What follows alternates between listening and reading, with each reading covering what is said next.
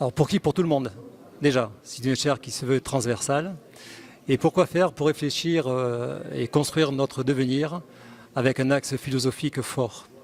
Parce que nous sommes tous des technologues, nous sommes emplis de science et nous avons voulu apporter une valeur philosophique et éthique à l'ensemble de notre réflexion. Alors initialement, il est prévu d'organiser toute une série de conférences pour promouvoir la chaire et pour faire connaître déjà ce qu'est une Smart City et comment la philosophie peut s'impliquer dans la démarche de la ville du futur et une ville qui sera connectée, une ville intelligente. Et pour pouvoir développer nos enseignements, eh bien, il y aura des colloques, il y aura des formations, il y aura des conférences régulières qui se tiendront à l'IMRED le lundi soir, accessibles à tous de manière à ce que tout le monde puisse avoir un accès à ces enseignements et comprendre que la ville du futur eh bien, doit impliquer tous les citoyens et pas seulement quelques-uns.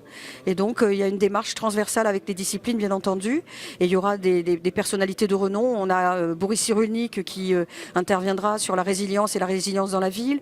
On a Pierre Lemarquis qui interviendra sur la neurologie et notamment les nanotechnologies. On a des juristes, on a des artistes, on a effectivement énormément d'intervenants de qualité qui souhaitent nous rejoindre parce que la thématique est forte et puis surtout parce qu'elle demandait à être repensée par le prisme de la philosophie. L'homme au cœur de la ville, c'est quand même un des sujets primordial.